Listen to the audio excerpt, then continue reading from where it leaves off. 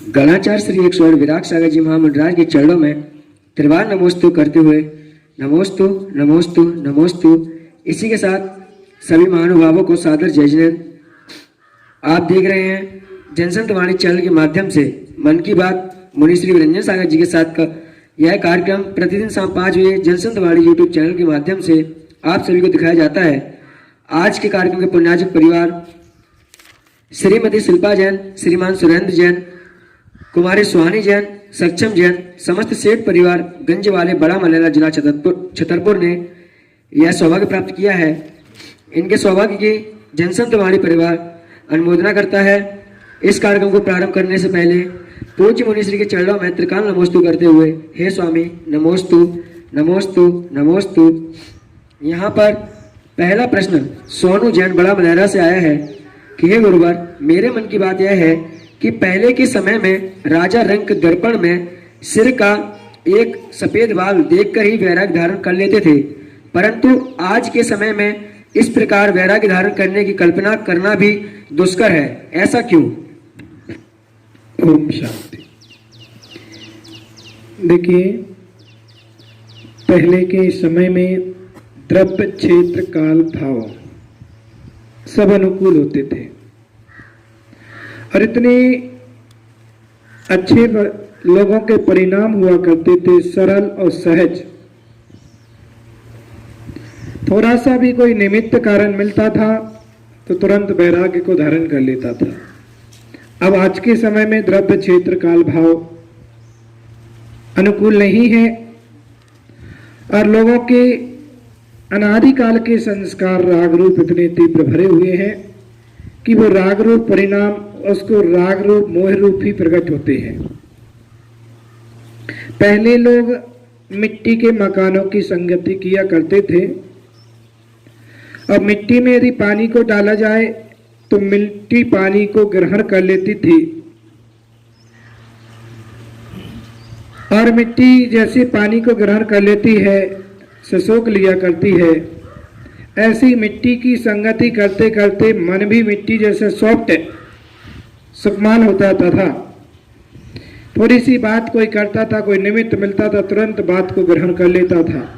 अब आज के समय के व्यक्तियों ने मिट्टी के मकान तोड़ करके पत्थरों के मकान बना करके रहने लगे, मार्बल की संगति करने लगे और पत्थरों पर पानी डालो तो क्या होता है, पानी बह जाता है, पानी रुकता नहीं। थोड़ा बहुत 2-4 बूंदें रुक भी जाती तो वाइपर लगा करके बहा देते हैं लोग। पहले के लोग पत्थरों की आज के लोग पत्थर की संगति करते करते मन भी पत्थर जैसा कठोर हो गया है।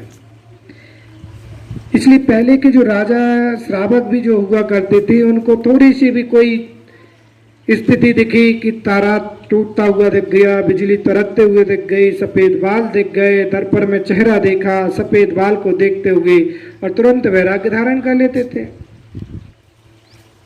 इतनी उनके अंदर भवितव्यता भी हुआ करती थी, परिणामों में भी भद्रता हुआ करती थी, निर्मलता होती थी। आज की क्रूर परिणाम हो गए, संक्लेशित परिणाम है और काल का भी प्रभाव है, पंचम काल है, दुखम काल है और इतना सहनन भी नहीं है, इतनी विशुद्धि भी परिणामों की नहीं है, क्षेत्र काल की स्थिति भी नहीं है। तो अब हजारों में एकाध व्यक्ति के अंदर वैराग्य ग्रहण करने की सामर्थ्य बनती है।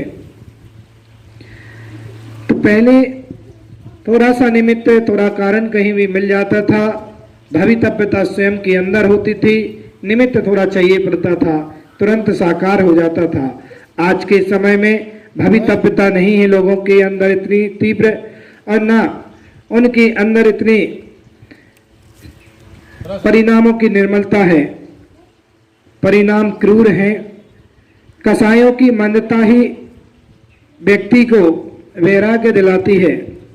तीव्र कसाय जब तक रहता है, जब तक तीव्र कसाय चलती है तब तक वो वैराग्य को धारण नहीं कर पाता है। इसलिए पहले के समय में सब कुछ अनुकूल हुआ करता था, द्रव्य क्षेत्र काल भाव, इसलिए जल्दी से वैराग्य हो जाता था।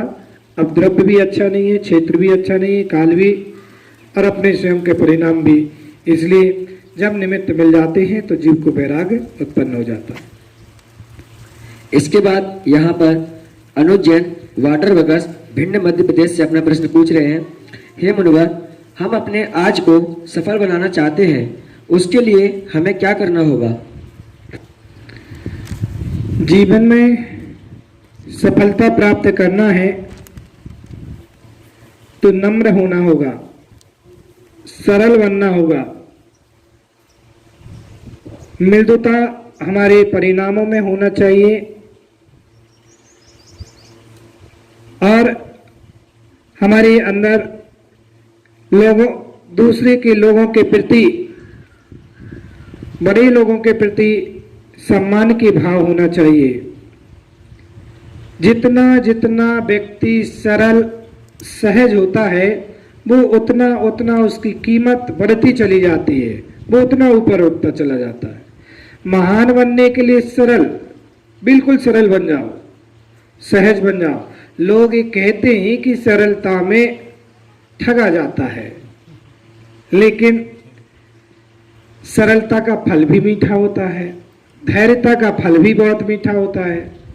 धैर्यवान व्यक्ति को तात्कालिक नहीं दिखता है, लेकिन उसका फल बहुत मीठा होता है, थोड़ा समय लगता है।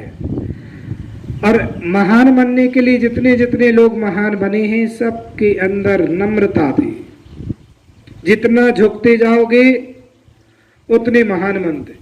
बाल्टी जब कुएं में डाली जाती है तो बाल्टी को भी झुकना पड़ता है, तभी वो बाल्टी भर पाती है। यदि बाल्टी अकड़ में रहे तो कभी बाल्टी भर नहीं सकती है। बाल्टी जैसे ही कुएं में झुकती है उसमें पानी भर जाया करता है। व्यक्ति जितना झुकेगा उसके अंदर गुण उतने भरते चले जाएंगे। और हमें अकड़ मुर्दों की पहचान होती है। अकड़ होकर के रहोगे, अहंकारी बनकर के रहोगे तो कभी ऊपर नहीं पहुंच पाओगे। जब रावण का अंतिम संलेखना का समय, जब अंतिम समय चल रहा, मननावस्था में लेटा हुआ, तब राम ने लक्ष्मण से कहा, मेरे भाई रावण के पास जाओ और कुछ शिक्षा लेकर के आओ, क्योंकि महान बनना है। तब लक्ष्मण कहते हैं, भाई वो इतना अहंकारी है, वो मुझे क्या सिखाएगा? बोलते तुम जाओ तो, और जाकर के खड़े हो गए। बोलते मेरे भाई ने मुझे भेजा है, वो सिखाओ। रावण ने उसकी तरफ देखा भी नहीं। लक्ष्मण वापस आ गए, बोलते भाई मैंने पहले कहा था बहुत अहंकारी है वो जीव, उसने तो मेरी तरफ देखा भी नहीं। तब राम पूछते हैं लक्ष्मण से, भाई तुमने कैसे पूछा था, कहाँ बैठे थे? उसने कहा मैं तो सिर के पास जाके खड़ा हो गया था। बोला मेरे भाई ने भेजा है, सिखाओ कुछ। तो बोलते नम्र होकर के जाओ, उसके चरणों में, मतलब उसके पैरों के पास वहां बैठ करके, चरणों के पास बैठ करके नम्रता से। क्योंकि जब अपन किसी से कुछ सीखते हैं तो वो कितना ही बड़ा हो, लेकिन सीखते समय हम लघु बन करके सीखे, शिष्य बन करके सीखे तो महानता प्राप्त होगी। शिष्य बन करके सीखोगे तो गुण ग्रहण होंगे, और गुरु बने रहोगे, अहंकारी बने रहोगे तो कभी कुछ नहीं सीखता। तब लक्ष्मण जाकर के और रावण के पास शिक्षा लेता है। रावण ने अपनी विद्याएं, अपना ज्ञान लक्ष्मण को दिया। तो महान बनने के लिए, श्रेष्ठ बनने के लिए हमें नम्र होना होगा। हम अपने जीवन को नम्र बना करके रखें, झुक करके चलना सीखें। जब वृक्ष झुक जाया करते हैं तो फल प्रदान करते हैं। हमारे अंदर भी सफलता प्राप्त करने के लिए हमें अपने अहंकार को छोड़ना है, सरल सहज बनना है। और दूसरा पॉइंट है, गुरुजनों के आदर करें। अपन से बड़े जो भी हैं उनका आदर करना सीखें, उनका सम्मान करना सीखें, उनके प्रति गुणगान करें, तब तो हम महान बन पाएंगे और महानता हमारे अंदर आएगी। इसके बाद यहाँ पर श्रीमती समता जैन उदयपुर राजस्थान से अपना प्रश्न पूछ रही हैं। हे स्वामी, कर्तव्यनिष्ठ बनने के लिए हम क्या करें?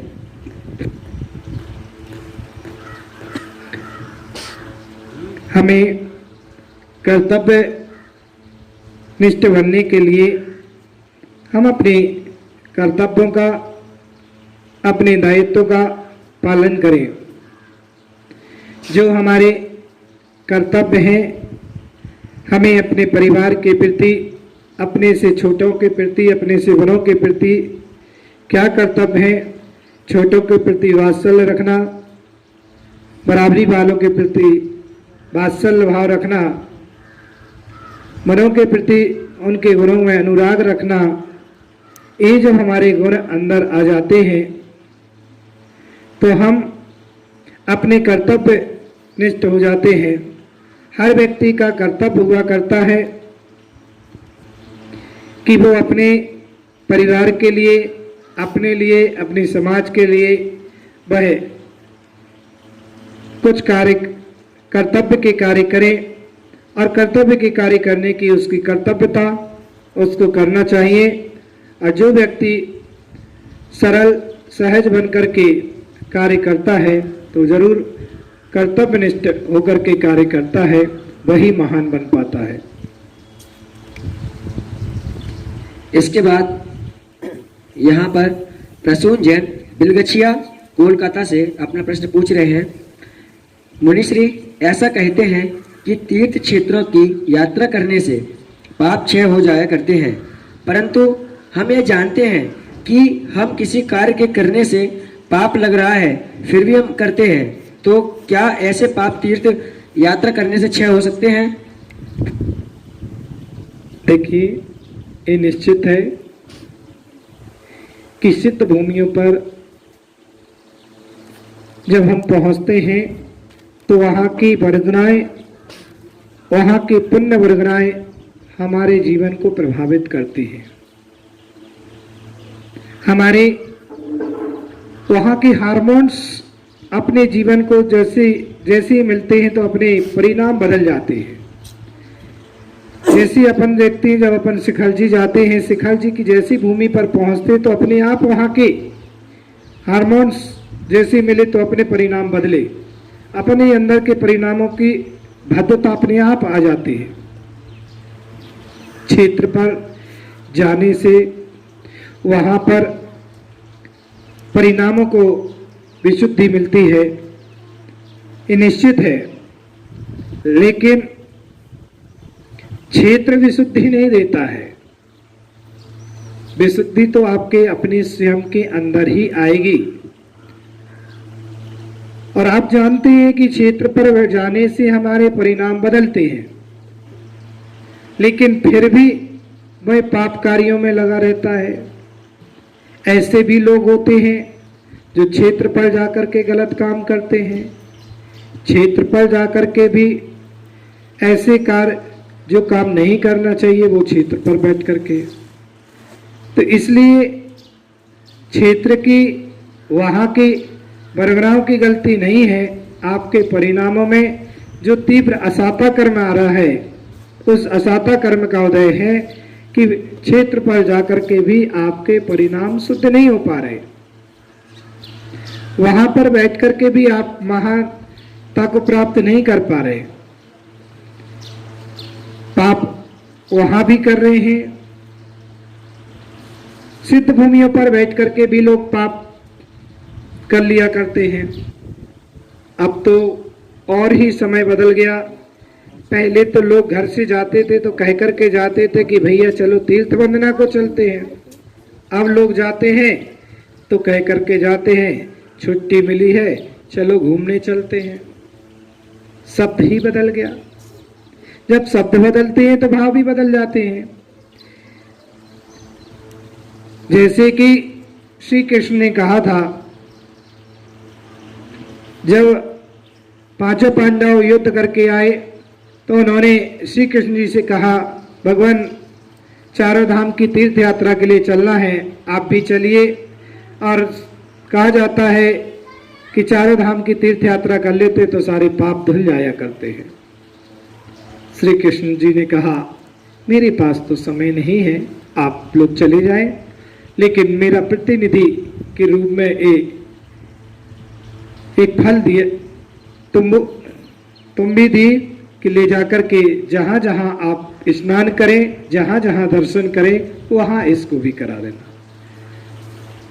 और कहा जाता है तीर्थ यात्रा, चारों धाम की यात्रा से सारे पाप कटते, लेकिन तीर्थ यात्रा से पाप नहीं कटते। तीर्थ यात्रा में जाकर के जो आपकी विशुद्धि बने, जो आपके परिणामों बने, उससे आपके पापों की निर्जरा होती है।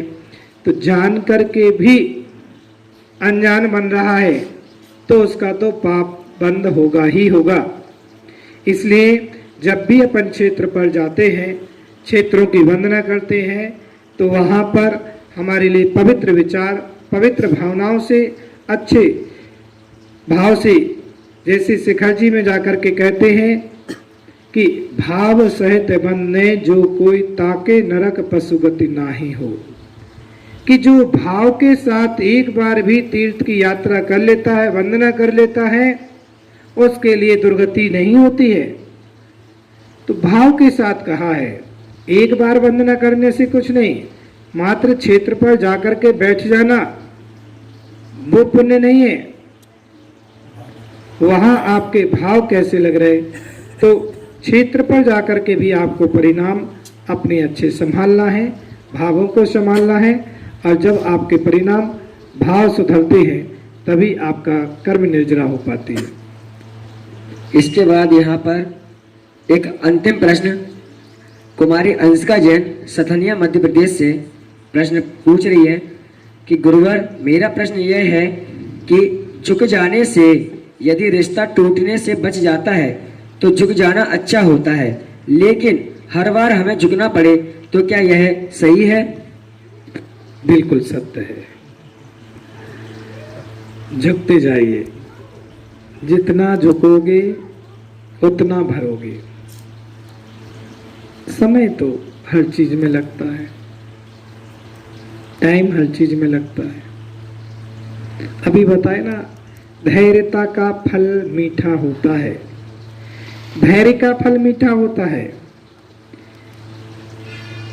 जैसे एक उदाहरण आता है कि एक संत जी अपने एक रास्ते से चले जा रहे थे कि एक तालाब के किनारे से, वहां अचानक उनकी एक दृष्टि पड़ती है, कीचड़ में एक जगह एक बिच्छू फंस गया, उसका डंक फंस गया, तो वो हाथ डाल करके निकालने लगे।